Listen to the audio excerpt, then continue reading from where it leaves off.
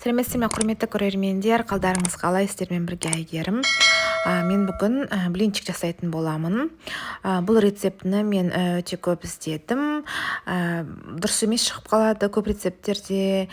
Кейбір рецепттерде вообще үлбіреп не істеп қалады, жыртылып. Енді мына рецепт енді өзіме өте ұнайды. Осы рецептте тоқталдым. Бізге бұл үшін 2 жұмыртқа, осындай где-то стаканмен сүт, қатты толтырмаймын. Бұл рецептіні мен былай жасай беремін, вообще өлсемей. Одан кейін қазір мен сары май қосамын, где-то 50 грамм шығар примерно. Сары май бізде бұл меркенский. Үйдегілер, анамдар постоянно осындай май бер жүреді, ет, фарш, сол жақтан ауылдан келеді бізге. Одан кейін бұны газға қойып жылытып аламын.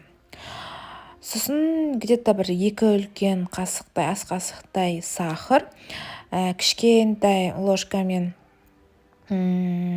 жартысындай где-то тұз, тура солай жарты қасық кішкентай ложкамен сода қосып араластырамыз.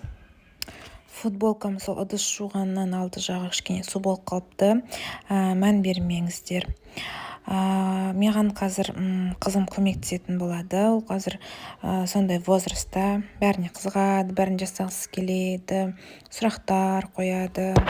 Екеуміз бірге жасаймыз. Қазір енді мына сүт пен май жылғаннан кейін осы массаға құямын. Бәрін араластырып, одан кейін ұн салып, жақсылап араласудан кейін барып пісіретін боламыз.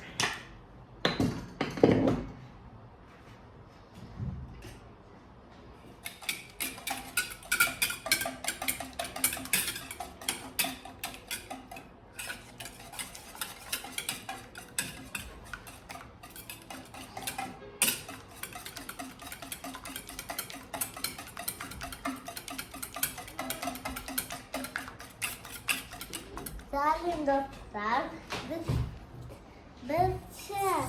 біз тот істейатыр, вафли істейатыр, қайта вафли істейатыр, сон дейміз, музыка берді.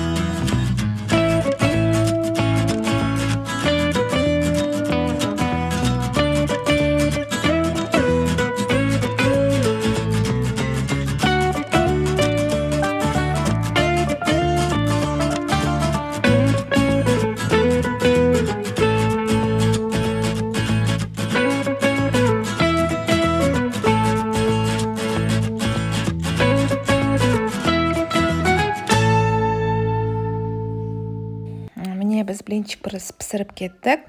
Дәмі өте керемет болып шығады. Балаларым ұнайды, сүйіп жейді.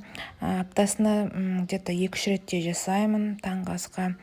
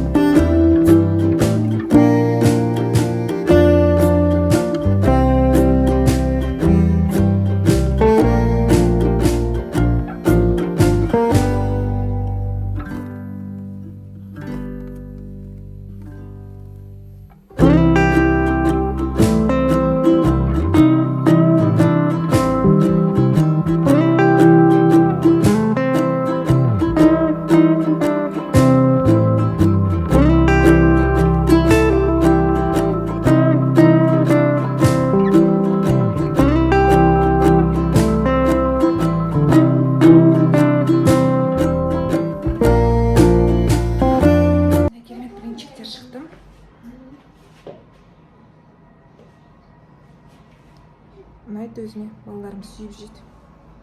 Ал ас болсын достар. Міне осылай неше түрлі ягодалармен де әрлеп берсеңіздер болады. Егер балаларыңыз жесе, бізде Мейірім жей береді. Мейірім және кіші балам Темірхан мұнда ягода, фруктыларды. Ортаншы балам кішкене таңдайды. Сондықтан әртүрлі қылып беремін. Мысалы, балдарға екеуіне ягода, фруктымен берсем, ортаншы балама ештеңке қоспай беремін. Осындай красота шықты достар. Ас болсын. Келесі видеоларда кездескенше сау болыңыздар.